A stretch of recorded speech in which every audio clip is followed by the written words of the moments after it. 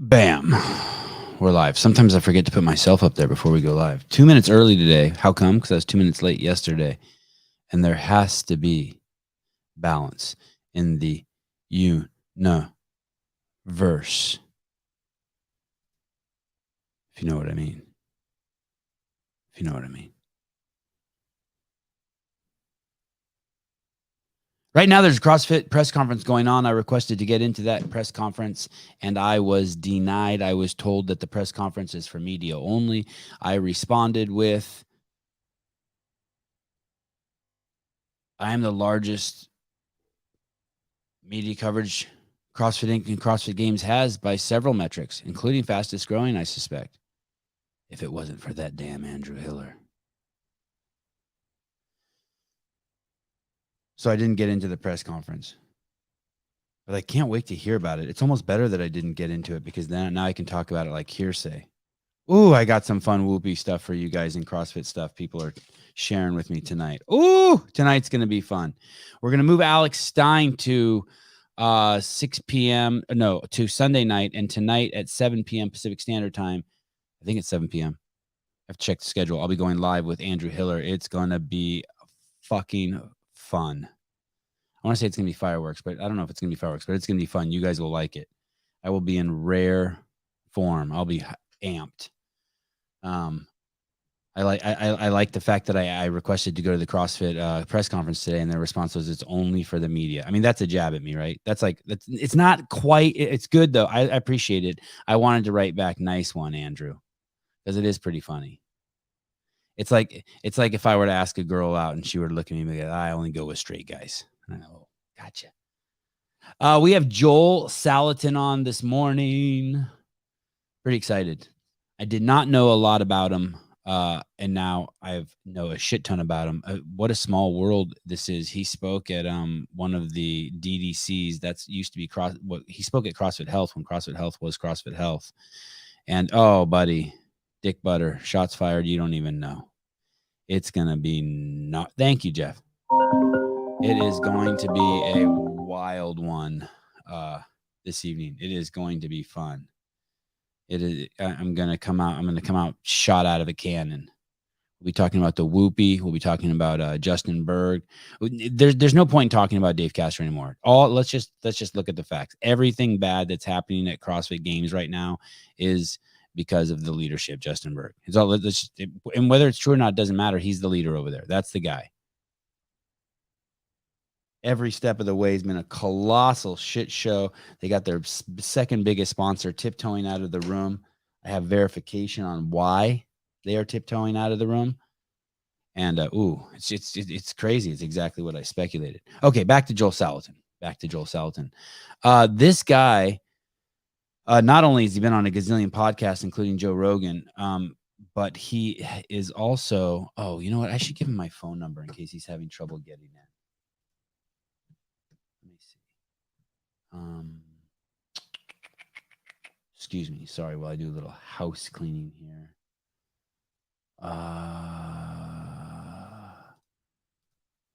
Joel.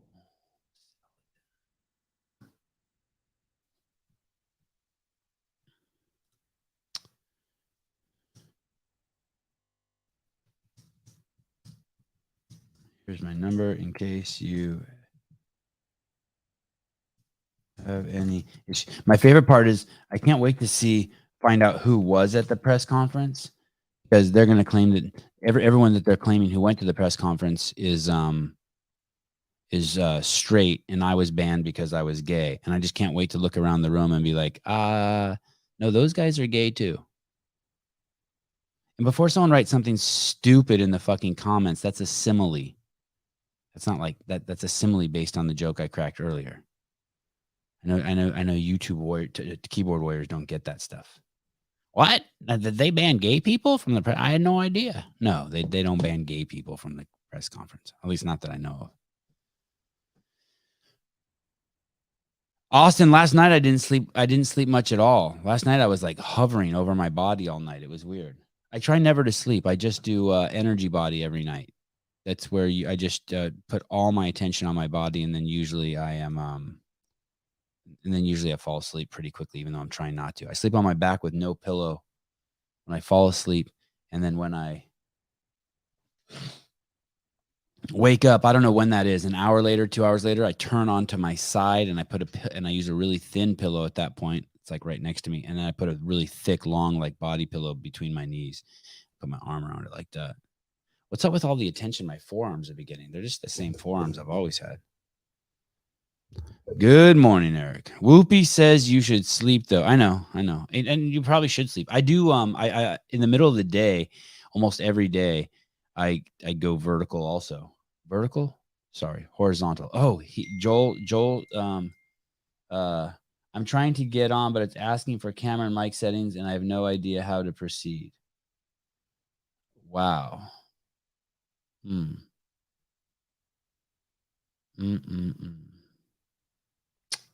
Okay. Oh.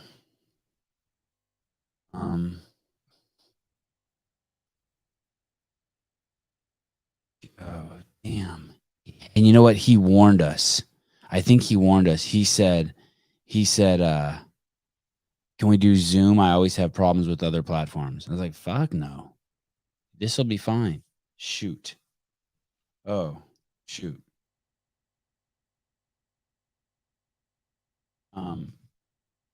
Can you call me and I will walk you through it?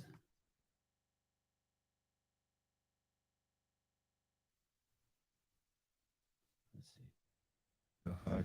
see. Uh-oh. Don't give away your phone number on the air.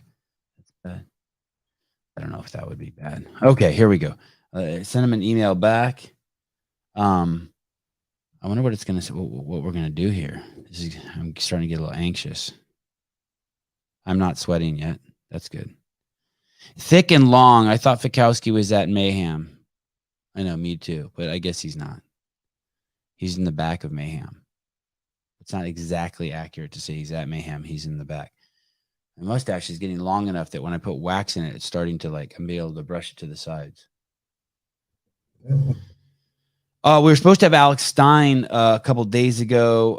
He had a tummy ache. Then we rescheduled him to today, and now I'm going to try to reschedule Alex to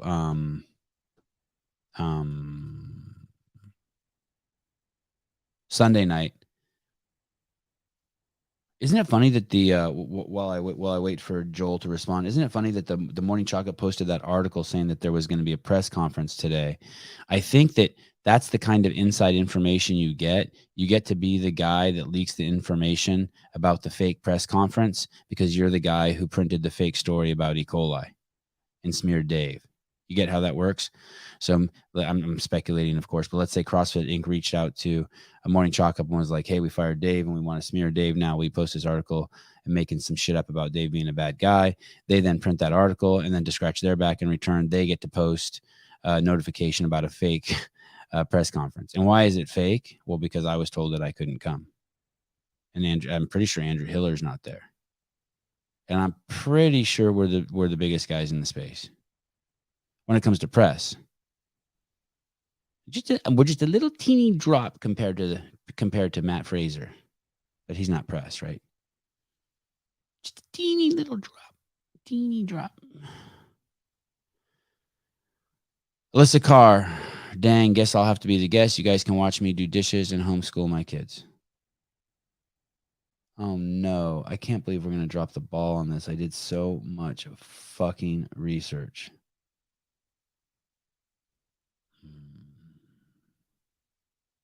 For those of you guys who don't know, Joe Salatin is he's a minister of the land. He's a minister of the land, and he takes that shit seriously.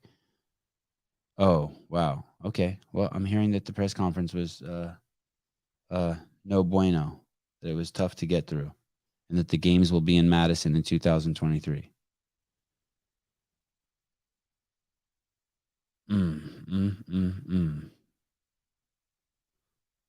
All right. He's a minister of the land, Joel Salatin. What does that mean?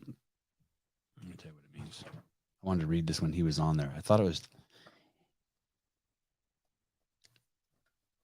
Let me see if I can get this exact quote.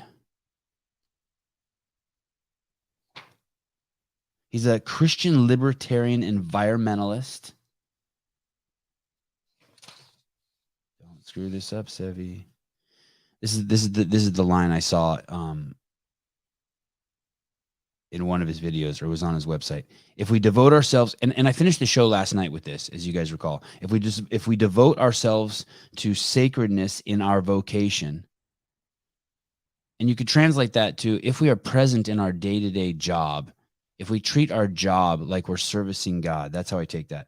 If we devote ourselves to sacredness in our vocations, the world will rise to meet us. And for me, the only thing that the touch point for that is when I set my expectations high for my kids, they reach them. They reach them. I expect them to be kind to people. I expect them to be aware of their surroundings. And when you do that, when you live your life like that, when you devote yourself to the sacredness in your vocation and the world rises to meet you, that becomes your personal ministry. And what I mean by that is everywhere you go is your church. You treat everywhere like it's church. I'm going to say all this again when he comes on. I'm just rehearsing now. Thank you, guys. Have you met Joel in person before? And I think I did meet him in Santa Cruz once. But I don't know. But I know my mom speaks so highly of him. She saw him speak there when at that conference, and I was there too, and speaks so highly of him. Oh man, this is not good. He is not responding to the email. Maybe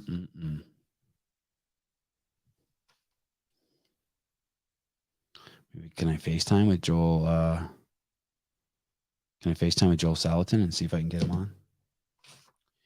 Gandhi said this thing somewhere, somehow, someday. You cannot separate religion and state because your life is your religion. Meaning that everywhere you walk around, that's your presentation of how what you think of your existence.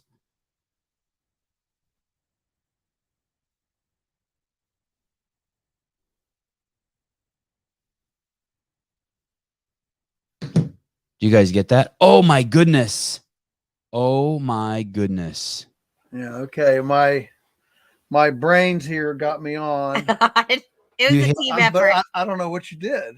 Well, I just unchecked boxes and then rechecked them. Oh man, it drives me nuts. StreamYard is so finicky for us for some reason.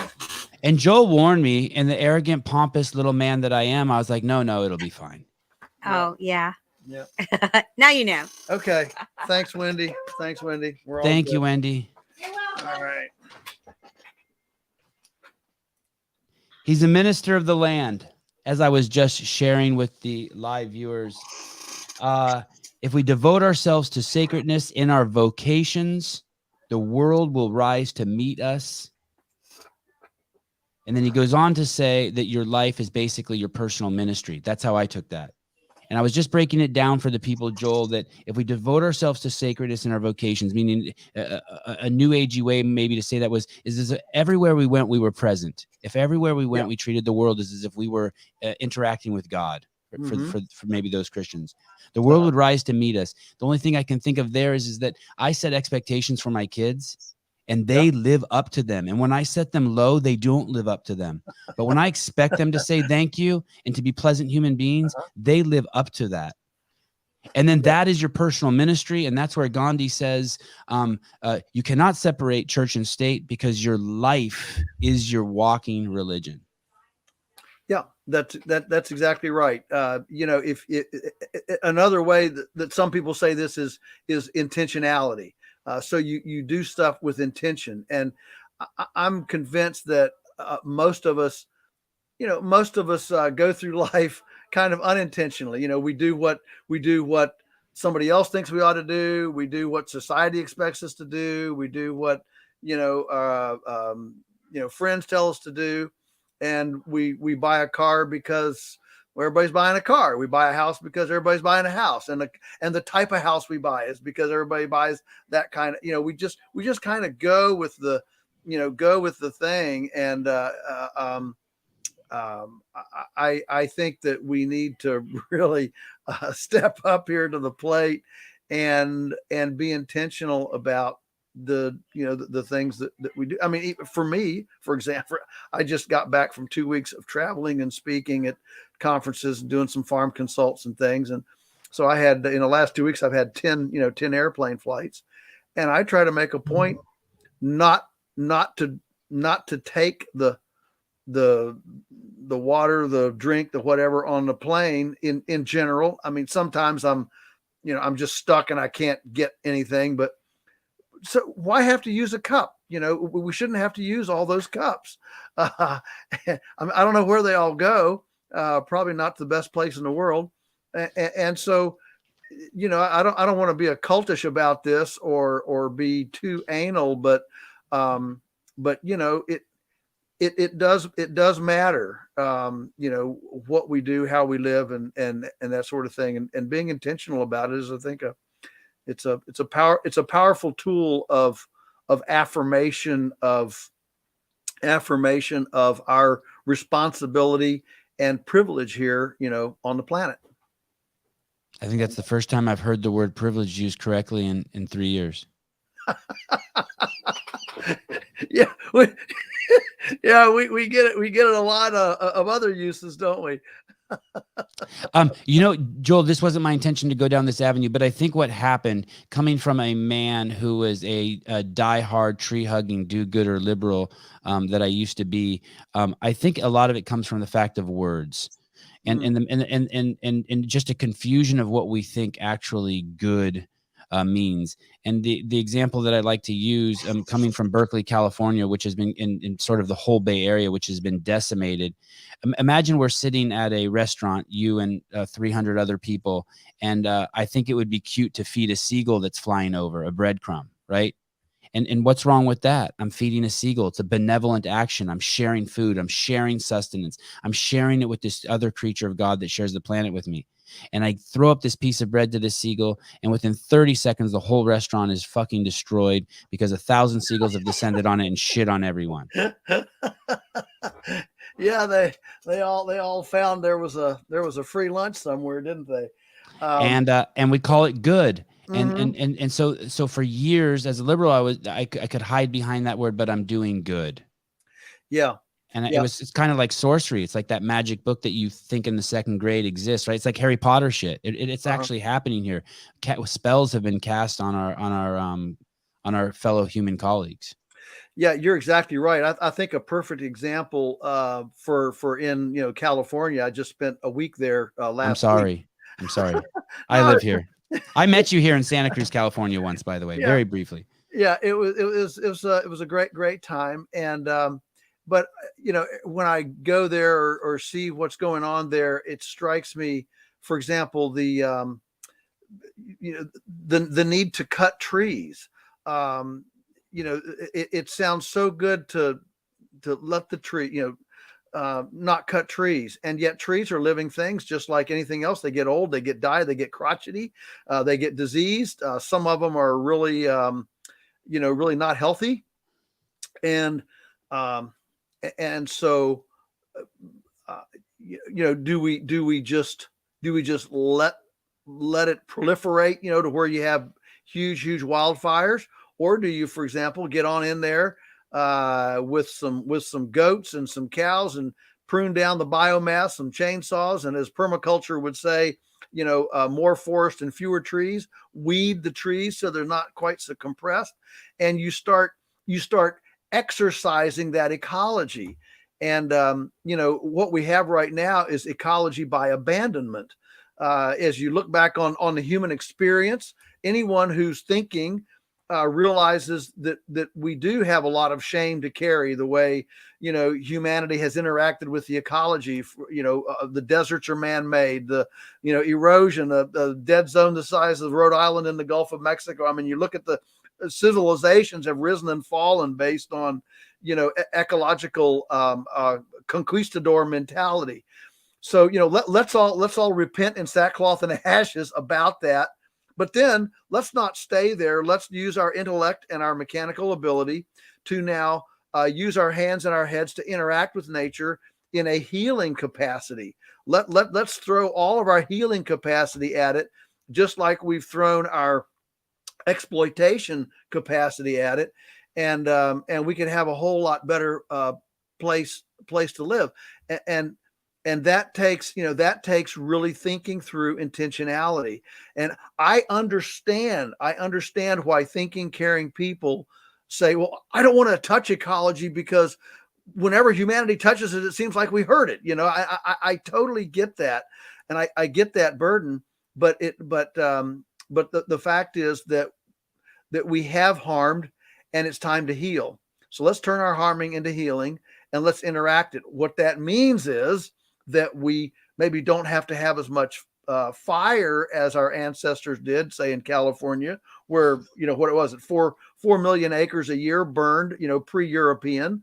But what we now have are chainsaws, and we have wood chippers, and we know how to compost aggressively, and we can begin, using this biomass to grow earthworms and build organic matter in the soil, and that means a real direct, visceral interaction, participatory persona, with the ecology. Is that true? 4 million acres of California would burn every year in the Stone Age? That's my understanding. Yes, I mean, people go back and forth on that, but yeah, it was a dramatic amount, and a lot of those fires, of course, were lit by the Native Americans who were living there, to not only freshen up the vegetation, but to bring the megafauna, the bison, the elk, the deer, and the things that were there. They would be drawn to these fire areas to lick the charcoal. That was a source of mineral and supplementation for them. And so, while certainly the fires did kill some wildlife in general, fires were a strategic way to attract wildlife to an area, in order to make sure they had minerals and that sort of thing, and to freshen up the landscape. So there was this kind of rotation, this strategic. I mean, the Aborigines in Australia did the same thing. In the Greatest Estate, which is a wonderful book about how the Aborigines, developed and maintained that Australian landscape. Again, there was a very strategic, burning system.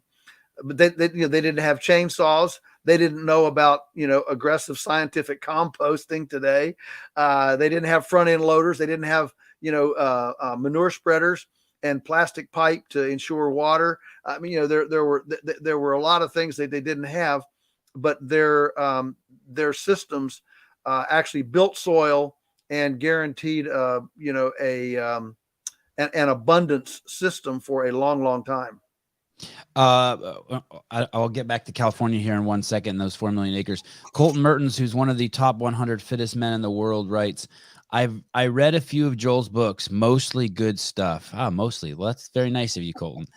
Colton works on a pig farm in the middle of the country with 16,000 pigs. He does that by day with his father, Joel. And then in the morning and night, he trains to be the fittest man in the world, which is his goal. He's a regular listener. Good dude. So California has 100 million acres of land. 43 million acres are used for agriculture. Insane. Of this, 16 million acres are for grazing, and 27 million acres are cropland of those 43 million. I just looked that up really quick on Google. Who knows if it's correct? Yeah, well, that's a lot of land, and in fact, a lot more should be used. America has we're in this time of supply chain issues. Empty store shelves, lots of food inflation, things like that. America right now has about 35 million acres of lawns and 36 million acres housing and feeding recreational horses. That's 71 million acres. That's enough to just about feed the whole country without a single farm. So, this notion that that agriculture devastates the landscape is kind of axiomatic within the culture now. But I would suggest, and that's of course where Bill Mollison and Dave Holmgren developed the term permaculture to say, can we have a production system that is permanent, that is a permanent agriculture that doesn't wear out, abuse, or destroy the land base?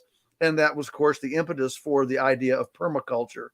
And so what we've demonstrated here, certainly on our farm here in Virginia, is that we can absolutely have an agriculture that is that builds soil. I mean, we came to a gullied rock pile that wouldn't feed 10 cows, and today, it's 100, and the rock piles are covered up with soil that we did not carry soil there. The soil actually just built up like a scab on a wound on your hand, and we just watched it gradually, the soil just grow over the rocks over half a century.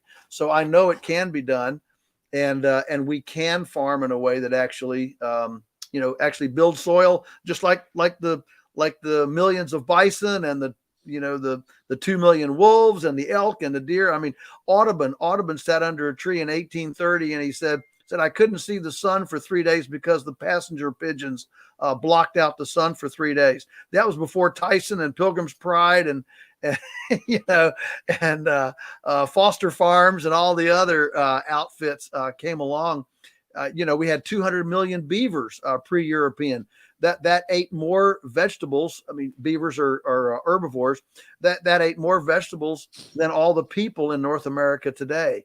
So, it should give us all pause to realize that 500 years ago, North America grew more nutrition than it does today, even with irrigation, John Deere tractors, and hybrid seeds. One of the listeners is making fun of us. Jim says, Sevan has met his match for not paying attention when other people are talking. Hey, asshole, listen. I'm taking notes, and he's taking notes, so we don't forget stuff. We're old. Okay, now you know how old people work. All right. Are you Venezuelan immigrant, Joel? No. Come on, be honest. You're born in Venezuela. No, I wasn't born in Venezuela. I was born in Ohio, but okay. My mom. Yeah, I was only there for 6 weeks before our family went back to Venezuela. So my dad went to Venezuela in 1949 or 48, and wanted to have a farm there, and did in fact buy 1,000 acres. And then he married Mom, and we went down. But this was Cold War, McCarthyism, 1950s. They didn't want to have problems with us, citizenship and all that. So they came back to the States briefly to have each of us, my older brother and myself. But Pan American wouldn't let you fly unless you were at least 6 weeks old. And so they came back to have me, and I wouldn't come. And so finally they had to induce Mom. So we had our return plane tickets, right? I had to be 6 weeks old. And so they induced Mom to get me out in time to make the flight back to Venezuela. So I was only there for 4 years. I was 4 when we came back to the States. We got caught in a junta, with Perez Jimenez there in 1959. And basically we fled the back doors. The machine guns came in the front door, and wow. And lost. Was it that close? Was it really that close? Yeah, it really was. Well, what happened? How old were you at that point? I was 4. My older brother was 7. Our younger sister hadn't been born yet. But a lot of people don't realize that when there's anarchy, when there's this kind of anarchical disturbance in a country, it gives license to settle a lot of scores that otherwise wouldn't be settled. And so what happened was, we had already started raising. We were out there on the land. We were raising chickens. And, in those countries, not as much today, but certainly more then, you didn't have electricity. And the way the cities got food was the farmers would come in to their stalls, to the square, city square, and set up, and the vendors would buy the papayas, the bananas, the chickens, the whatever, and then take them through town like a like an ice cream truck, except it wasn't an ice cream truck. It was and so the families then, all, normally the senora, the lady of the house would then buy, she wants papaya, pineapple, banana, chicken, coffee beans, whatever. And so she buys from these different vendors who come to the door, and they all had their routes and their customers and all that stuff. Well, the indigenous chickens at that time all had subtherapeutic pneumonia due to the very unhygienic, unsanitary way they raised them. The chickens ran through the, human feces, the open sewers, and just ran everywhere. And they all had this kind of subtherapeutic kind of respiratory drainage from just low grade lack of hygiene. And when we started with our chickens, ours were nice and clean. They didn't have any of that because we didn't let them run. We had them in a different situation. And so the bottom line was that in that culture at that time, everybody knew about this kind of mucus, this snot, this mucus drainage, from the chickens, and the chicken with the driest beak always commanded the most money because they were the healthiest. Everybody knew what a healthier chicken was. And so the vendors were always looking for, healthier chickens. So very, very quickly, Dad cornered the market, the local market on chickens, because ours were nice and clean and had dry beaks. And the vendors wanted that. Well, the other farmers, they accused us of witchcraft and practicing voodoo, because they didn't know that there was another way to do this, and these people must be into witchcraft and voodoo. So when the anarchy, when the junta and all that broke loose, and there was basically lawlessness within the more lawlessness than normal in the countryside, it gave license for some of these folks to exercise their unhappiness with us, and so we don't know how much of it was targeting this American family from the top down, or right. Actually let's settle some scores from the bottom up. We actually don't know what all those entailed, but the bottom line was we fled for our life as we got overrun by by these revolutionaries. And do you have any memories of it? Actual memories? I don't have any memories of the farm. What I have memories of is the trauma. I remember Dad turning around on a jungle road. There was a roadblock with a bunch of these these rebels, and he flipped around the Jeep to not go to the roadblock. I remember being sprayed with water. Like water cannon, like them, like attack. Water cannons. And then I remember some of the final days there in Caracas. We were in a little town named El Limon as well for a couple of months while Dad tried to get protection. We had a deed. We tried to get protection. We tried to get something, and everything. The government officials were primarily, they were afraid they were going to be assassinated. Right. And of course, all the local constables, everything is run on bribes. It's all a payola system. And so we just finally ran out of options. Every door closed, and it broke Dad's heart. Dad never got over it. I think that's one reason he died so young. He left his heart there. He loved the people. He'd been there for 12 years. He loved the people. He loved the language. He loved the culture. I mean, how can you not love a place where you can have pineapples and banana trees in your yard? I still. And you guys lost the land. The land's not in the family anymore. No, we lost everything. I still have the deed rolled up here in a little canister here on this bookshelf behind me. The deed is there, but no, we lost it all. If I could just kind of, you're so, I'm not used to somebody being interested in that story. But when the reason we came to Virginia was because Dad was still hoping to go back. He hoped that once things settled down that we'd be able to go back. And so he wanted to be, at that time, this is 1961. he wanted to be within a day's drive of Washington, D.C., so that if things settled, we could immediately, within hours, be at the Venezuelan embassy, get paperwork, and go back. And so that's why we settled in Virginia rather than where mom and dad's roots were out in the Midwest. And so we came here. Now, interestingly, about a week or two before we left Caracas and came home, Dad got an audience with a journalist named Drew Pearson. Drew Pearson was equivalent to like a Wolf Blitzer today, or name any of the top, the top commentators from any of the major channels. And the U.S., as it's wont to do, was pouring a bunch of foreign aid into Venezuela, trying to prop up the regime and all this, saying that they were friends and all this. And he'd gone down there with his entourage on a fact-finding mission to determine, as a journalist, is this really true? And Dad got an audience with him and told him our story, and he was just incensed about it. He just said, well, that's obviously the government is not taking care of American interests and freedom and that sort of thing. And so he said, I can't do anything right now, but I'll do what I can when I get back to the U.S. Well, meanwhile, we came back as well, bought this old rundown rock pile farm here in Virginia. And about a month after moving into the house, sure enough, we got a call from the Venezuelan ambassador in D.C.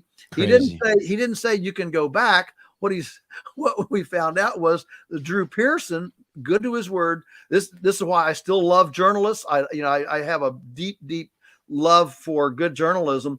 Drew Pearson called the Venezuelan ambassador. This is the way the story came to us. We don't know if it's exact, but this is the way the story came to us. He called the ambassador and said, look, I found out that you are not taking care of freedom and liberty and property and things like that, and certainly expat Americans that are in your country. So if you don't give the Salatin family a settlement for stealing their land, I'm going to feature them on next week's broadcast. All across the nation. I'm going to feature them on next week's broadcast, and you will not get another dime of U.S. aid to Venezuela. And that scared them enough that they quickly capitulated, and they wrote out, it was a token check. It wasn't nearly what we'd lost, but for Dad, it was at least, a recognition that they had done us wrong. And with that little check, Joel, in my notes here, it says that they actually didn't send you any money. They sent you a barrel of oil, 2 parrots, and a pineapple. Sorry, I must have read that wrong. Yeah, no, we would have enjoyed the bananas. I can assure you of that. But no, they sent us a little check, and with that little check, Dad bought a little herd of Hereford cows. That's a good story. Yeah.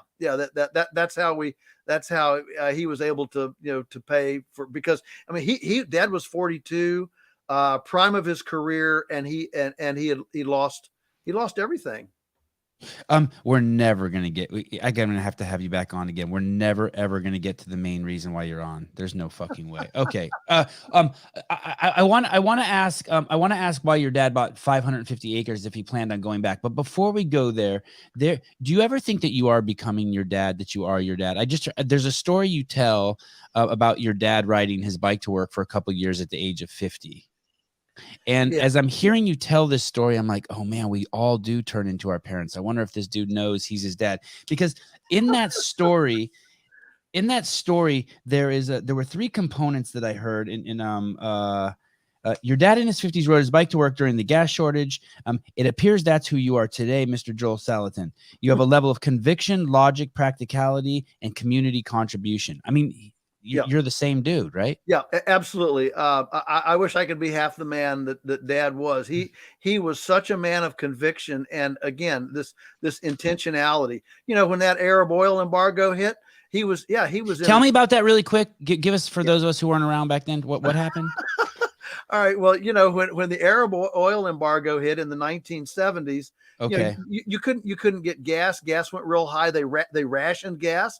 I remember that your license plate had to have a certain Yes, odd or yes, even. Okay, now I remember. Okay. You could only get gas on odd or even days. You couldn't get gas whenever you wanted it. You had to think about this. It was a huge disruption, and I remember very well Dad sitting at the table saying, "Well, we'll just let them keep their oil. Then we just won't buy it." And he went out and bought. He was his office where he worked at that time. He was worked at a metal fabrication place as a bookkeeper, estimator, blueprint, reader, and the financial end of it. And it was 13 miles away from the house. He went out and bought a 10-speed bicycle, and he began riding the 13 miles to work every day. He said, if everybody would just do this, the Arabs can just keep. He didn't hate the Arabs. It was just a matter of, what can I do to just whatever boycott the abuse, Right. Well, he's part of the solution, one man at a time. Be the solution you want to see in the world. Yeah, that's exactly right. And that's what you're doing. Yeah, absolutely. I don't know whether I'm more or less hip. We all have our little hypocritical things, but I'm really aggressive on this, and I think that we need to be thinking about at our farm, our mantra is healing the land one bite at a time. We want people to understand, when you look at your plate in front of you and you if you blurred your eyes and squinted and looked through that plate, what kind of landscape is represented by what's on that plate? Is it a landscape that encourages hydration, that encourages rain cycles, that encourages pollinators, that encourages earthworms, or does it only encourage Wall Street and a short-term financial gain? And those are the kind of questions that I think it's worth asking and wrestling with. I don't have all the answers. I certainly have my hypocrisies, but goodness, can we at least wrestle and try to work through some of those things? And so that at the end of the week, we look back, like there's an old Chinese proverb about, this child that asks his grandfather, he's got these two dogs, which dog will thrive? And grandpa says, the dog that you feed. And so, the question is, at the end, when I look back at the end of the week, I don't want to be a cult or about this, but which dog did I feed this week? Which dog is going to get stronger? Which dog is going to get weaker? And let's think about that. When you were are your parents Jewish? No, but there were a lot of Jews in Venezuela who had escaped. Yes, a big Jewish community there, right? Yes. That whole tier from down through Argentina had big ones. All down through there. Yes, that is correct. But no, we're not. We're German. We're some sort of Swiss German, I think. Okay. Were either of your parents first generation? No. Okay. First generation you'd have to go back to my great grandfather to go to first generation. Yeah. And where did your parents meet? Well, Dad was in the Navy. He flew in World War II in the Navy, and so Mom, Dad had grown up in Indiana. Mom had grown up in Ohio, and Mom went to college and then was at Indiana University getting her master's in health and phys ed. Oh, wow. And so dad then came back after the war on the GI Bill to IU, and he majored in business administration. And so they met at Indiana University. But listen, I've got rebelliousness on both sides of my family. My mom, not to leave her out of the story. Please don't. Mom, in college, she had. She was a woman, for starters. She was a woman, and she'd become a Christian, and she had grown up in a home in an alcoholic. Her dad left her when she was a very, very small girl, and so she grew up. Her mom, my grandmother, married 3 different guys in her life, all of whom were alcoholics. So mom grew up with a hatred of alcoholism. And so when she went to college, and of course she was, very well liked, everybody wanted to join the fraternity. Well, she went to the administration and said, I want to start a brand new women's sorority that is alcoholless, where the parties that we have and the things that we do have no alcohol. And so they kind of let her do it, but they put in her school records, this is a troublemaker. This is a troublemaker because she wants to do, things that aren't normal. and so, so I have these convictional roots on both, both mom and dad had these, if you see something you want to change or do, well, just do it. And I'm not dependent on peers. When people ask me, what's your greatest gift that your family gave you? I think the greatest gift my family gave me was, I am not peer dependent. I don't care a lick what the neighbors say. I don't care what I am, it has stood me well to be able to not worry about the whatever laughter, scoffers, condescension, whatever other people do and say. I mean, in school, in high school, I wanted to be a farmer, but I had good grades. I was in the honor society. I still remember the last time I was with the guidance counselor as a rising senior. She's looking at my curriculum, and she said, "What do you want to do?" I said, "I want to be a farmer." She about went into apoplectic seizures. What? We're going to waste all that talent and all those brains and all that? I said, "Well, yeah, I want to be a farmer." And I'd walk down the halls, and the students, would sneer, chicken man, because I had chickens. Everybody knew I had chickens, and they'd sneer and all that. And you know what? I am so thankful that I wasn't scarred or deterred. I wasn't deterred by that kind of peer pressure. I had a goal. I knew what I wanted to do, and I'm so thankful neither mom nor dad listened to. I mean, they went to Venezuela in 1950. Who goes to, what middle-class American goes to Venezuela in 1950, to farm with the monkeys? Yeah, that's the part I want to add. I've got a question about that. So I'm trying to imagine, my wife's beyond cool. So I could easily be like, hey, we're moving to Venezuela, and she'd do it. But how does he meet this woman who's highly educated beyond her peer group, and maybe she talked him into it, and say, hey, I want to go to Venezuela? I mean, he went there to do farming, right? He went there to do permaculture. He went there to homestead, right?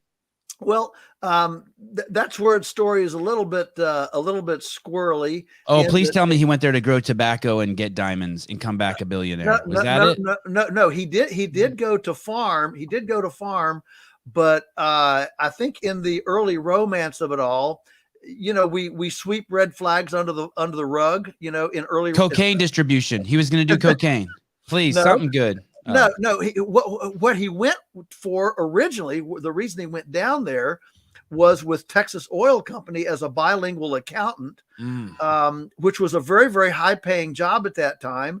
And that's how he earned the money to buy the farm. So he's sitting here in the U.S. as a teenager wanting to farm. He wanted to farm as a teenager, but he didn't have any money. Family didn't have any money. He wasn't going to inherit anything. He didn't have anything. How do you start? Did he get money from the Navy, from his time in the Navy, like a little check or something? No. Just the GI Bill, nothing else. GI Bill, not a lifetime check. No. Okay. What? No. And so what does a guy do? Well, he was always on to the next thing. If he had a weakness, if Dad he had a couple weaknesses, but one of his weaknesses was he got tired of the same thing very easily. He was always into the next thing. We did that last year. Let's do something different this year. And so as a little child, growing up in the 30s, he read these, they were called Big Little Books. And they were stories about Admiral Perry discovering the North Pole and all these explorers. And there was an explosion of this kind of, global exploration. The Dutch East Indies became Indonesia. You had all this kind of stuff going on during the 30s. And he just was enamored of, wow, that's new. It's a new country. It's a new place. It's a new opportunity. And the U.S. is already completely discovered. What else is discovered in North America? And so he saw this as a new frontier, a new place to go and enjoy. And so he went to Middlebury in Vermont for a semester in Spanish, and then hitchhiked. Get this, he hitchhiked from Vermont to Mexico. Wow. And spent 6 months with a family in Mexico to bone up on his Spanish, came back, sat for the Foreign Civil Service exam in Spanish, passed it his first time, and then went as a very high-paid bilingual accountant with Texas Oil Company during the exploration off of Maracay, off the coast there of Venezuela. And in 7 years, was able to earn enough money to buy this 1,000-acre property in the highlands of interior Venezuela.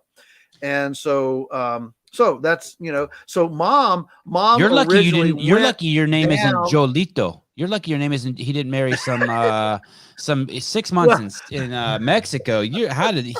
Wow. Okay, go on. Yeah. You might have brothers and sisters. There's time to check. Yeah. Well,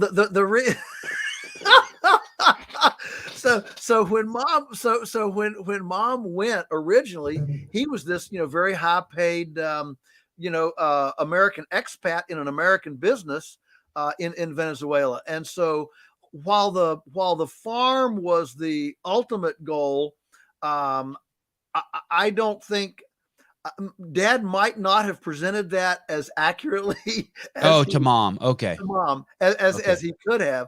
And she went down as this, nice, kind of mid management, kind of fun. And mom loves to travel. Boy, she's traveled, man. She has itchy feet. I mean, when you say, let's go somewhere, she doesn't ask you where. She said, I'm in the car. Where are we going? I mean, and so she, so that part appealed to mom. And so then as the thing developed, then he was able to move forward with the farm. And of course we moved out there. And the real different thing for us was most of the people who had farms in Venezuela, they lived in the city, and the peasants, lived out on the land. The people who owned the land lived in the city. So we were extremely unusual out in the countryside in that we actually owned the land and wanted to live there. That was highly, highly unusual. Did you have a phone on? Do you remember having a phone on the property? No, there was no phone. Our water came from a siphon from a spring up on the ridge behind the house. Mm-hmm. The water came on us, and the monkeys would keep coming down and chewing holes in the siphon. So dad had a whole batch of patches. He was always having to run up and patch the hose because the monkeys would come and chew holes in it. What a life. Does your brother remember it better than you since he's 5 years old? Yeah. Yeah. He was 7. And he remembers it a lot more. In fact, in many ways, he has more trauma from the trauma of the fleeing. And then, he understood more what was going on than I did. And so actually that's one of the reasons why we didn't continue to speak Spanish in the home. Of course, Dad was fluent. I spoke Spanish before English. My brother was fluent. We were growing there. We were fluent in the language. And when we came back here into this, rural conservative community, this was, 1961. It was McCarthyism, Cold War. You'd love this story. So the farm that we bought was purchased in 1949 by a family from New Mexico who bought it for their kids. And they came and they fixed up the house and everything. Well, 4 years, their kids said, we don't want the farm. So they sold the farm. They were from New Mexico. A lot of people around here at that time didn't realize New Mexico was part of the U.S. And so they just heard Mexico, so they thought foreign country. Well, then they sold it to a guy from Saudi Arabia. Wow.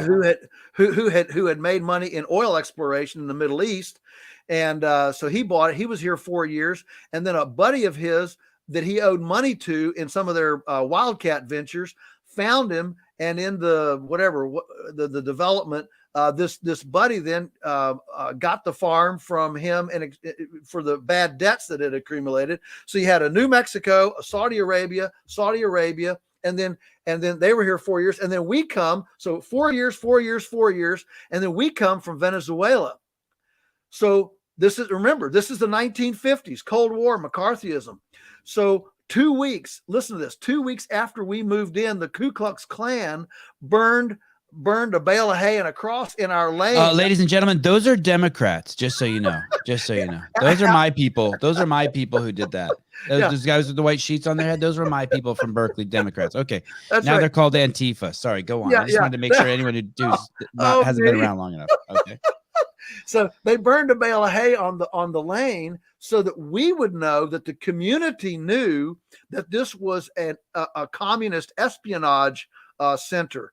Because what's the period of foreign service? 4 years, right? You go out 4 years and you come home. 4 years, come home. So here we had 4 years of New Mexico, 4 years of Saudi Arabia, 4 years of Mexico. Here comes a family from Venezuela. By that time, the community said, "Okay, we get it now. This is a communist espionage ring." So welcome. That was our welcome wagon to the community. Was the Ku Klux Klan burning a bale of hay. And Sevan, we did not get to the bottom of that whole thing until literally 30 years later, when I got very, very friendly with one of our older neighbors, and I'd go over there and visit, and finally they spilled the beans on that whole thing. The whole community knew it and kept it all as we didn't know the background of all the Ku Klux Klan, all that stuff. We didn't know about that until literally we'd been here 30 years. The community finally fessed up to what it was. Now, I mean, we're still weirdos, that's for sure. But at least the community knows that we're here to stay. We've been here now for 61 years. And so I think they know we're here to stay, and we love them. And, they're not going to, we help each other, and, it's good that way. But I was just doing Go ahead. Yeah, that's the reason why. So what I was going to answer was the reason that we quit when we came back to the U.S. Mom and Dad intended to continue speaking Spanish in the home, so we kids would maintain our bilingual ability. But when my older brother, you were asking about my older brother, he was 3 years older, so he's 7. I'm 4. He's 7. He goes to school, and of course he gets, he's just been through this unbelievably traumatic situation in Venezuela, coming back here. And of course, Spanish, you put upside down exclamation marks and upside down, question marks on the end of sentences and things like that. And so kids would laugh at him, poke fun at him. And so he started having, emotional issues due to bullying, just being laughed at in school. Cause he would just break out in Spanish. Or we go to the store, we kids didn't know not to speak Spanish in the store. So we're in a right. What if one of the Klansmen heard you sitting in aisle over? Yeah, exactly. And so all these people, they're looking at us weird and all that stuff. And with my brother's issues. And so they decided we're just gonna lay off of it and let it go. And they did. And I deeply regret. I still speak when I, for example, I don't say Caracas, I say Caracas. Okay. I don't say agua for water. I say agua. I've got perfect and when I get around Spanish speaking people, they kind of look, they're not used to a English speaker having that level of linguistic command of the language. So I still have the linguistics, but I don't have the vocabulary, which I greatly, I wish I had it, but I don't. I just finished listening to Frank Brady. That's the author. He wrote a book called Onassis. And it's about Aristotle Onassis. Sure. And I wonder if your dad worked for him. Well, no, well, I mean, Dad worked for Texas Oil Company, Okay. which was not Onassis was in the ship. You know, Right. He moved he was their in the oil. Okay. he moved the oil. Okay. Dad Okay. worked with Texas Oil Company, which eventually, of course, became Texaco, and They talk about that in the book about, I mean, man, that was a lot of money. That was the business to be in back then. It was, oh yeah, listen, that whole and especially see the reason they wanted a bilingual accountant on the oil in what they call the oil camps in the the Wildcat ventures was because the managers were American who spoke English and the workers were Venezuelans who spoke Spanish. And of course, the workers would come out and live in what they called the man camp. I don't think there were any women around there at that point, but some of them were married, some of them weren't.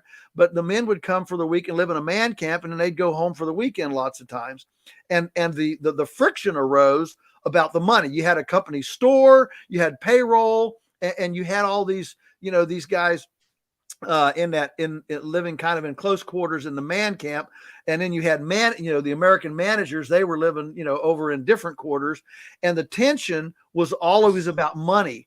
And so this bilingual accountant was a very, very specific need that they had in those early days of OPEC. Before OPEC, in order to just to keep things functioning. I mean, if you had it is all about the money lots of times. And so Dad ended up being kind of the diplomat and the whatever, the relational masseuse in this kind of raucous work setting, between the Venezuelans and the Americans in these Wildcat ventures. For those of you who are listening, and you guys are piling in, I'm seeing you guys pile in. Just so you know, you can hear all. If you type in Joel Salatin into YouTube, you will hear a video on any question you have. Should I get chickens? Should I not get chickens? Where should I put my pig? Should I bathe him with soap or should I just bathe him with water? It's all there. It's all there. It's all there. So there is a and he has 12 books. Is it 12 or is it 15? I'm seeing two different numbers. Yeah, it's 15 of them now. Yeah. Okay, I looked at something that was only published last week. You must have come out with 3 new books, right? Well, websites are really hard to keep current. You put that stuff on and then suddenly, oh goodness, it's been 18 months since I did something with that. So I thought I wanted to ask you this question, and I thought it was such a stupid question. I thought maybe you've heard it 1,000 times, but I was dying to ask it. And then I went to your website, the Lunatic Farmer, and I see that you also asked the same question. So either we're both dumb or there's other options. So I'll be humble and not say them. Is there no one? This is a quote, ladies and gentlemen, from Joe Salatin's website, The Lunatic Farmer. It's a post just from 3 weeks ago. This is at the very bottom. Is there no one somewhere who will take the McDonald's antidote option and offer our nation something real? The way I interpret what you're saying is, can we just have one? You can look at you can know that the cow is it's right. It's fast food, but still the cow is was eating grass and it's within 100 miles of the restaurant, and that it can still have a drive-through. It can look like a McDonald's, but we know the food's legit. Yes. Is that can you describe what you mean by that? Yeah. Your fantasy, I don't care what it is. Make your fantasy fast food restaurant for me. Oh man, please.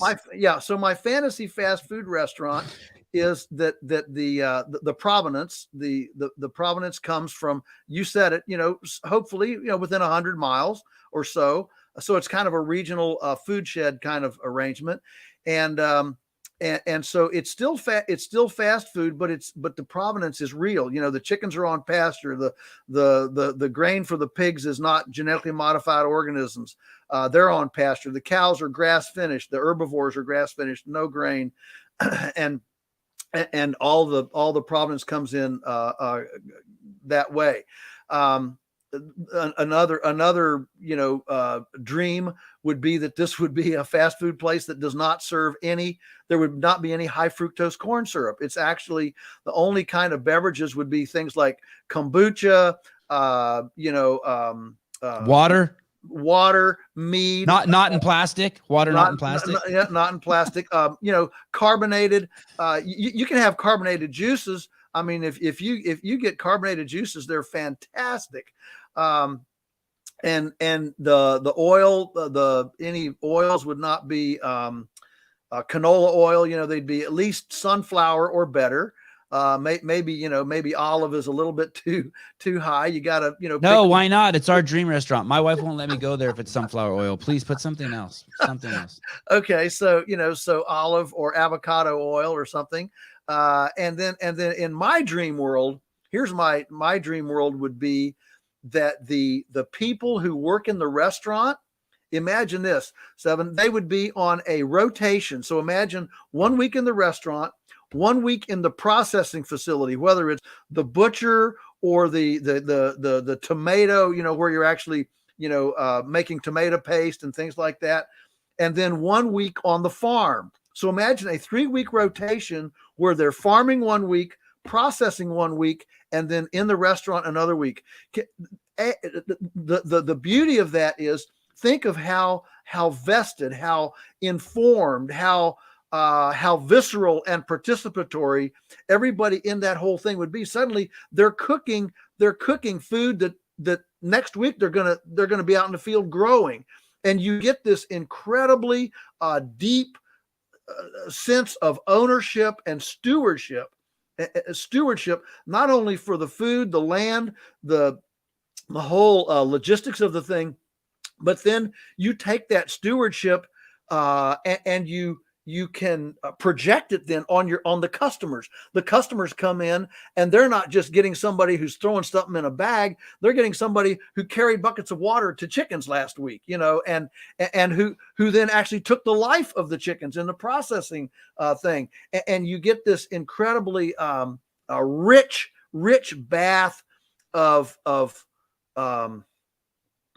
comprehensive, visceral, participatory understanding of the entire cycle of life. Comprehensive comprehension. That's what I thought you were going to do. I thought you were going to get crazy on me. So I would be the 20. I wasn't as quick as you. I wasn't able to be that quick. I'm going to be the 22-year-old kid, and I'm going to have a tray of 4 hamburgers, and I'm going to hand them over the counter to you, and I'm going to be crying. And you're going to go, Sevan, what's wrong? And I'm going to be like, last week I was with Joe the cow, and now I'm serving him to you. I'm so sorry. He was a good cow, I swear. Please enjoy him. No. We'll work through that. We'll work through that. It's what it is. It's authentic. It is. I'm making. Yeah. I'm a city guy. Like I remember being in college and I'm not even really a city guy, but I remember being in college and my friends were fishing off the coast of Isla Vista, California, just north of Santa Barbara, where I went to school, and the whole town was on the ocean there.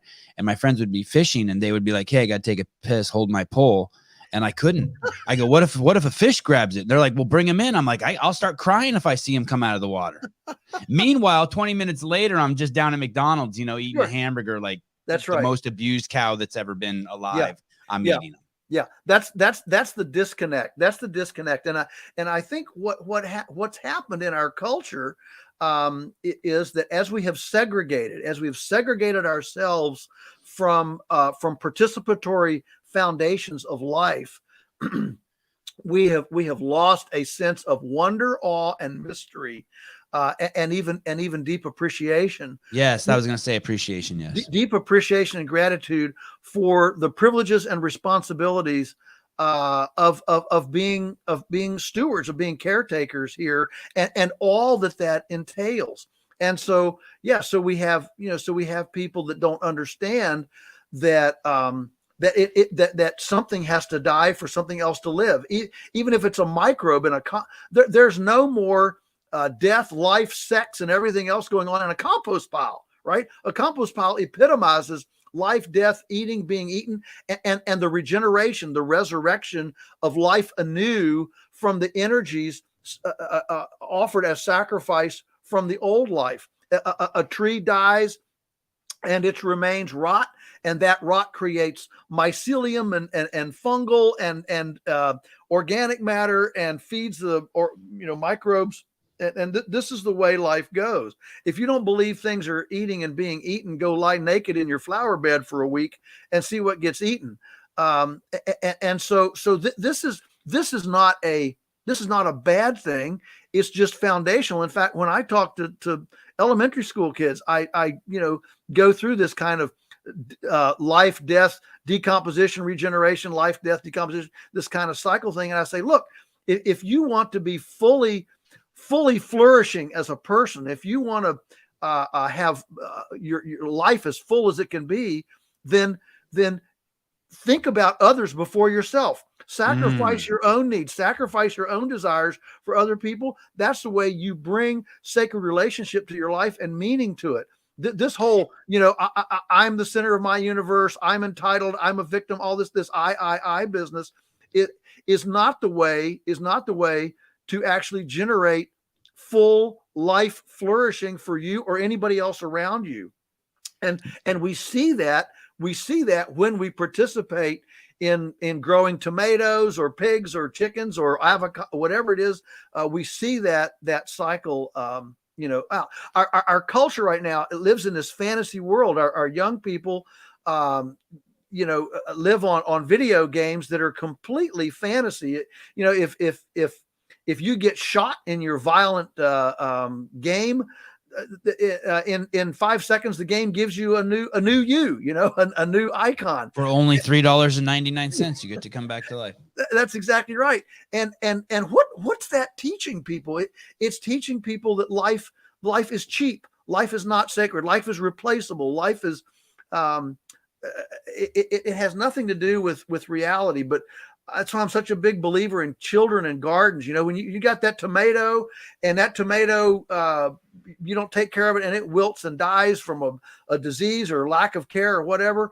You don't just sit there and in 10 minutes, the garden gives you a new tomato. This is for all the marbles. And I think that some of our lack of reason, lack of common sense in the culture is because we have more than any other culture in history, our wealth and our technological advancement has given us the profound ability to abdicate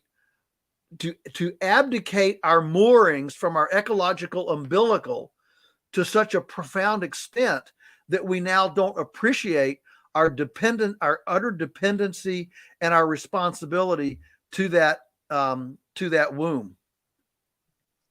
That was a mouthful. Wow.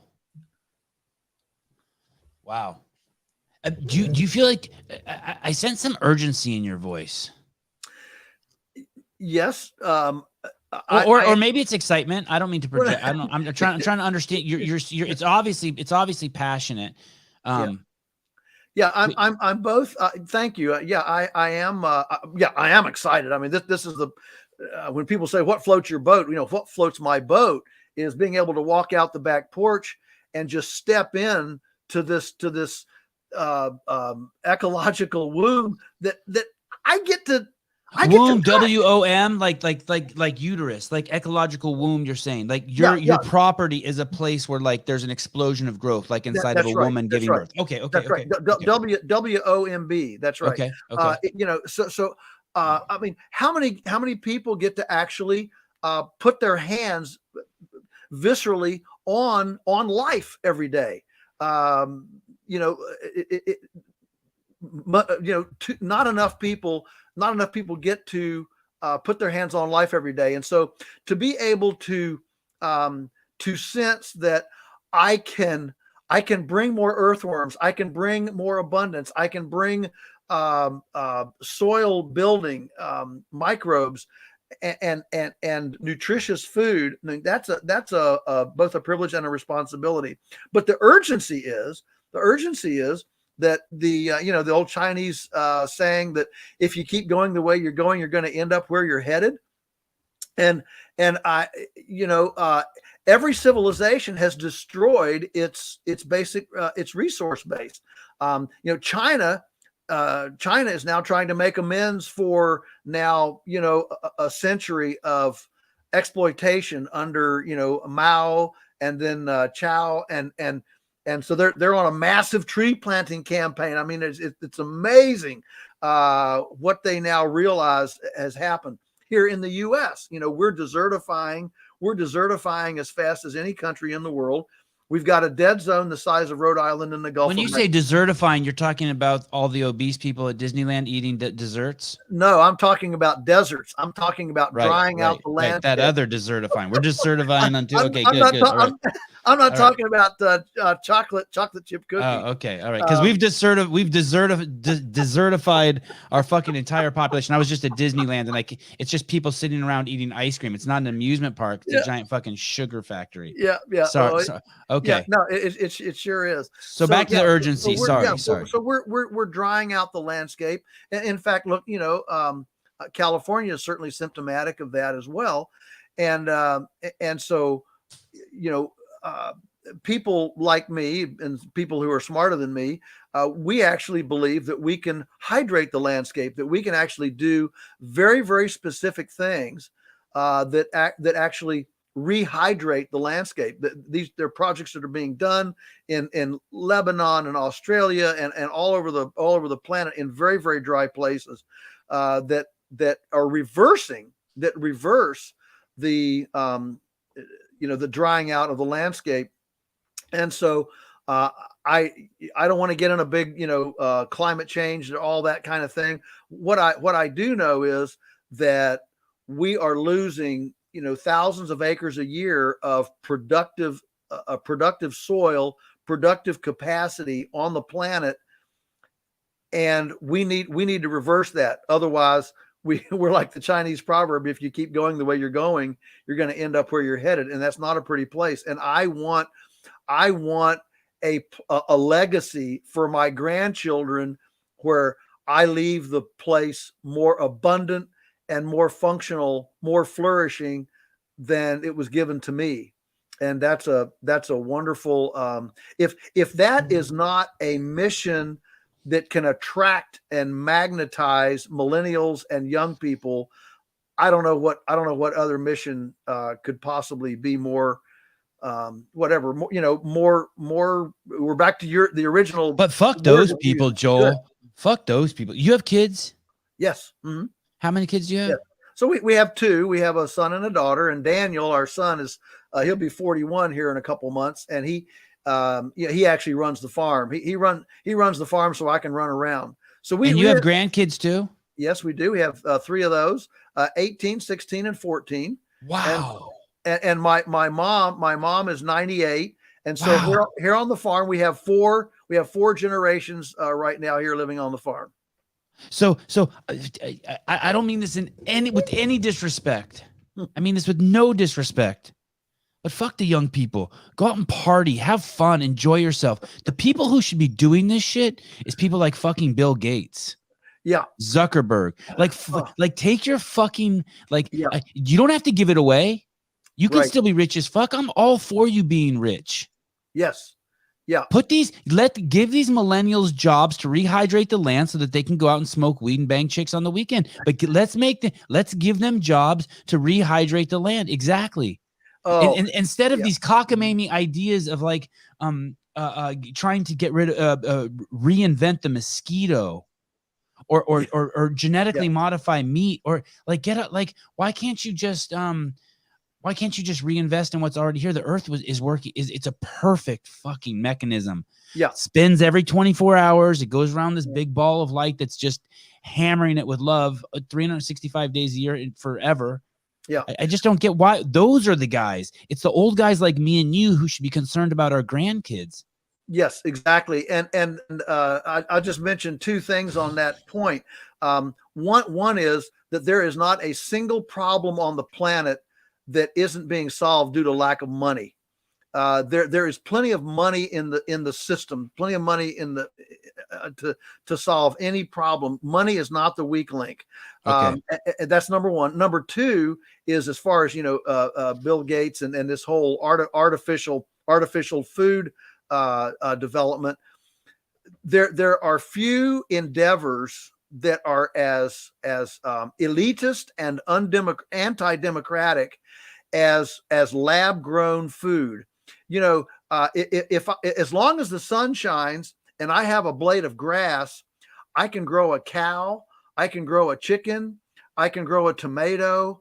That is all accessible to me. But as soon as my food comes from a lab and it's artificially manufactured, suddenly I can't do that in my backyard. I can't do that in my kitchen. In fact, I can't even make high fructose corn syrup in my kitchen, let alone monosodium glutamate and all the other, phenoxyhydro, whatever, unpronounceables are on labels of food.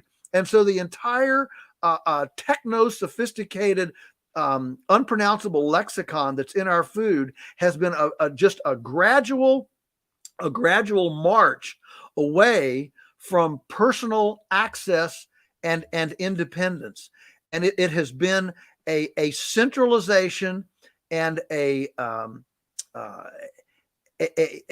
reduction in access, in individual access to sustenance. If sustenance has to come out of red dye 29 and a bunch of preservatives and hormones and chemicals and pharmaceuticals, and I mean, look at the whole terror now over Russia and Ukraine. We can't get fertilizer, we can't get wheat. You know what's cool? The greatest thing about our farm is we don't buy any of it. If there's not a bag of fertilizer produced on the planet, it doesn't affect us one little bit.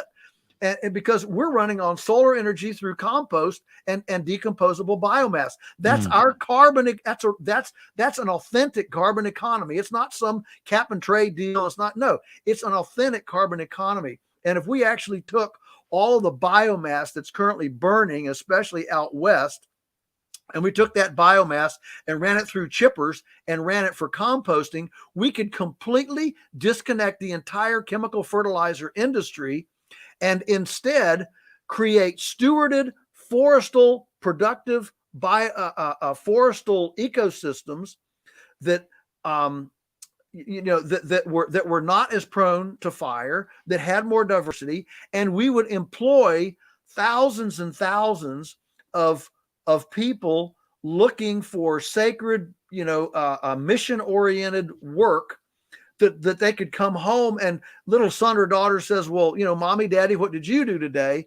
And they get to say, well, we massaged our ecological womb so that you will have a better planet to live in than we've had. If that's not a righteous vocation, I don't know what is. When you say the burning of, what did you say? Basically you said out west, the burning of. Well, right now we're spending, what is it, almost $5 billion with a B, $1 billion a year, fighting fires out west. Oh, right. Okay. I'm talking about west of the Mississippi. Okay. And those fires are largely the result of an ecological abandonment mentality. Okay. I'm gonna shift here because I'm gonna abandon you in 3 minutes. I'm gonna be like, you know what, Joel? You know what? Do you play musical instrument, Joel? In high school and college, I played a trumpet, but I can't do it anymore because I had a logging accident. They say there are old loggers and bold loggers, but no. I didn't know that. No, I didn't know that. I live in California, but go on. Old bold. Yeah, right. No old bold loggers. I had a tree hit me in the mouth, and I have some leftover gristle in where they sewed my lip back together. And because of that, I can't play my trumpet anymore. But I grew up playing the piano and trumpet. Yeah. Mm-hmm. And did your parents stay together until your dad passed away? Oh yeah, absolutely. Mm-hmm. Yeah. And are you still with your wife? I sure am. We're 42 years, August 9th. When you think of all the achievements you've had and all the passions you've had, where does that fall, your relationship with your wife, in terms of like when you reflect on it, where do you put it on the trophy case? Well, it's the best decision I ever made because I married a lady who was more frugal than I. and so for us, look, it hasn't always been roses. No intimate relationship at this level is perfect, but we've never even mentioned the idea of separation. Has never even entered our mind. It's not an option. You have to punch through. You have to work through it. Otherwise, you just take your problems to your next relationship. You never work through them, and you just and they just compound. And so I hear you. And I'm a sober man, like you are sober. By that I mean I don't have a polluted brain. I have 100 fruit trees in the backyard. I dug every hole. Yeah. I walk around barefoot every day. I love my kids. Yeah. But what about? But I'm not. You say punch through, and I want to say that to everyone too. That's a beautiful thing. Just push through. The greatest achievement of my life is my relationship with my wife, and the legacy I will leave for this planet is my kids. But what about these people who are like they're crazy, they're sick, they live off of milkshakes, they're Tesla, and no dig on Teslas, but milkshakes, Teslas, and then spending time working at the spaceship up here in Silicon Valley, the Apple thing, sitting all day, and their brains are like, and I this isn't to dig at any of these things as a small piece, but their brains are polluted with the news and porn and text messages and social media, and it's just like, can those people punch through? What a do you know what I mean by that? Can I get yeah. healthy meat from a sick cow? Like, can I stay with this person if we're both just fucked up? Yeah. Well, I mean, the quick answer, and I'm not a psychiatrist, but the quick answer, I think, is yes. But you have to work at it. So you have to work. I would say that you have to work at disentangling people that are entangled in the whatever it is, the wokeness, the professionally offended. Yeah, and just the consumer goods industry. Okay. I mean, I did a little thing one time where I said, what if the world spent money like I do, and there would be entire swaths of things that would not exist, and I don't think, because you're frugal, and the airbag would have never been developed because enough cars wouldn't have been purchased to develop the airbag if everyone was like frugal like Joel. Is that what you mean? No, I don't mean that. I think the airbag would have been developed because I think the airbag is a perfect example of something that has market value. I want to protect my family, my kids, and so I'm going to buy a car with an airbag. What I would say would not exist are perhaps Las Vegas. Certainly we wouldn't have a soft drink industry. Coca-Cola wouldn't exist. And look, I'm not saying that they're going to hell, or they're what. I'm just saying, when you sit down and say, what does a flourishing, vibrant, better world look like? I think it would look better without a Playboy magazine. I think it would look better without, a lot of the things that we that we do to titillate our lives because we don't have enough meaning under our fingernails, and by that I mean like dirt under our fingernails. Listen, the average American male right now between 25 and 35 years old, the average American male between 25 and 35 spends 20 hours a week playing video games.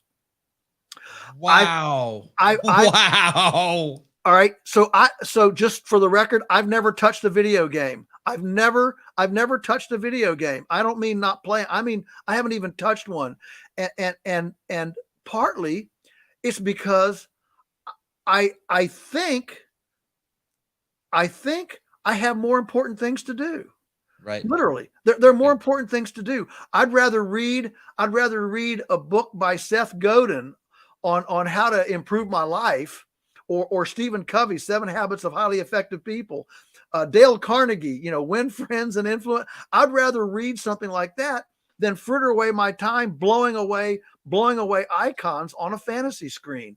And so I think that that what we lack is deep soul, meaningful, legacy based mission in our lives. And the more you work in a fantasy world, the more you have to work at not being co-opted by that world. So me, I have to work at not embracing celebrity culture and consumerism and having a bigger house and a better car and I'm a minimalist. I mean, Teresa and I still, we don't buy new cars. We've sometimes talked about what if we ever really got wealthy, what would change? And I'd like to think, we would still be the same thing. Maybe we give a lot more money away. I love giving money away to, charitable groups and charitable causes and my own team members. I mean, we've got 25 of us earn a living here from the farm. Some of them make more money than I do. And I get great joy out of that. CEOs, why should any CEO get more than 10 or 25 times the lowest paid employee in the place? Who needs $10 million a year? Who needs $8 million a year? And I'm not saying that getting that money is wrong, and I don't want a law, and I don't want taxes to redistribute it. I'm just saying I'm appealing to personal integrity and the humanity of it all. And I'm glad you clarified that, by the way. Yeah, me and you were about to. No, absolutely not. No, absolutely not. I am totally into, you do whatever. But I do think that I think that if some of these CEOs that get $10 million a year, I think if some of them took $1 million on principle and gave it to some of their team members and on personal recognizance, okay, said, I'm going to do this. Do you know how much their team would love them? How much they would be loyal to them? They wouldn't be looking at the clock every day. They would say, man, this is the greatest germination tray for ideas, innovation, and mission that I've ever been in. That's where I am. And so no, I don't want any of this to be governmental, arbitrary taxation. No, Isn't this amazing to hear you talk like that? Some people think that it's so crazy, the misunderstanding of libertarians. You're like one of the most generous people in thought that I've ever met, and I personally like to spend all my own money. I like to tip the kid at Starbucks $10 when he smiles and thanks me. I want to spend money when my gardeners are mowing my lawn on Christmas Eve. I want to go out there and give them each $100 and I want to spend my money. And when you take my money from me, it goes to government. That's right. And look at how the government spends it. And so, I mean, they feed seagulls. Going back to the beginning of the show, they feed seagulls over restaurants. That's what they do. They destroy. They destroy. Yeah. In the better world, I think would be to drop the federal government by about 90% in size, remand almost everything the federal government does back to the states, and then we can have, and we're going political now, but then we can have the 50-state experiment. What if state says we think education should be a complete function of the government, and another state says no, we think education should be a function of the parents? Well, then you could have two side-by-side examples, and people could look at the one state that says it's a government option or a government responsibility, and the other one says it's a parental responsibility, and pretty soon, in 5 to 10 years, you start seeing the outcome of those two different policies. The reason the country is so bifurcated right now is because we have arrogated to the federal level all of these things that were supposed to be done experimentally at the state level with a lot of variety and diversity and experimentation at the state level, and now it's all being administered through the federal. So it's a winner take all. It's a one size fits all. And so the risk and the need to win the game is so much bigger now than a game in your state. And so anyway, I didn't mean to get all down on that. No. This is I love this. I love this. I mean, these folks that say they want diversity, they don't really want diversity. If they did, they would embrace one state. I'll go back to the education. One state having and maybe a third state says, well, we think the government should be responsible for it, but so we're going to collect taxes for it. But what we're going to do is we're going to give every parent with a school-age child a voucher to spend into the private sector wherever they want to. Of course. And so, if you want to go to the atheist school, you go to the atheist school. If you want to go to the Muslim school, you go to the Muslim school. The Christian, if you want to go to a military school, you go to and what happens then as you come into adulthood, you have this wonderful eclectic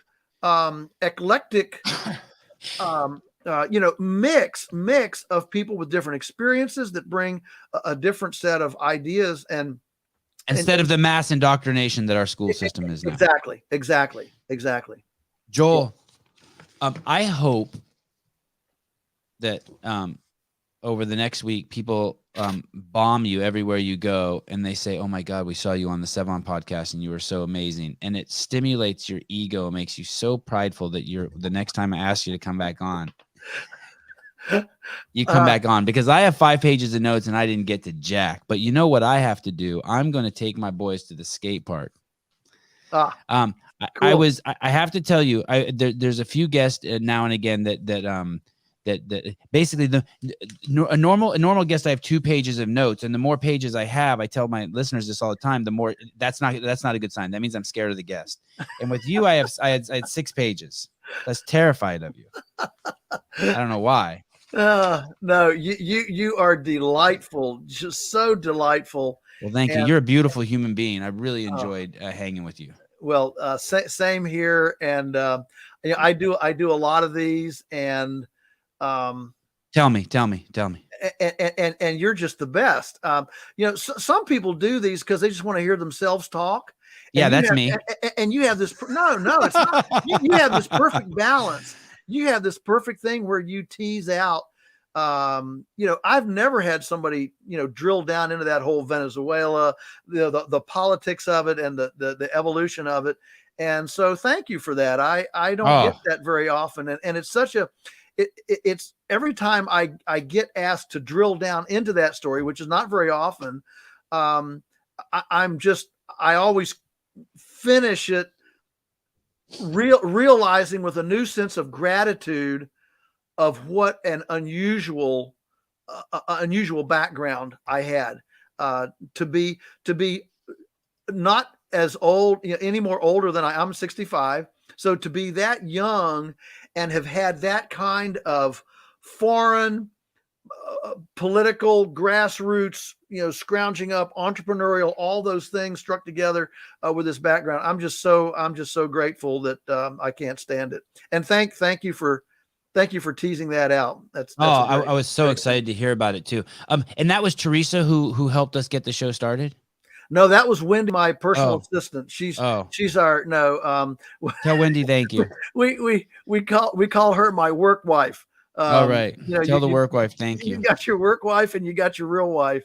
And Wendy's she handles all that stuff. She's real sharp. All right, brother. I will give you some time to hear how great you were on the podcast, and then I will reach out to you again, and we will dig into some of the stuff. I want to do an entire show on you talking my wife into letting me get chickens. I have okay. I have a half acre here. I have my own well. I have the smallest plot of land around me. Everyone around me has 1 acre to 100 acres. I'm sitting on the coast here of California, and my wife knows that she's going to have to take care of them. I'm not going to do shit, but we need to do a show where we talk her into it. Okay, that sounds like a great. That's like a great challenge. You've thrown the gauntlet down. Let's go there. Wonderful. Okay. Thank you, Joel Salatin. Thank you for your time, brother. Thank you. And we'll chat soon. Yeah.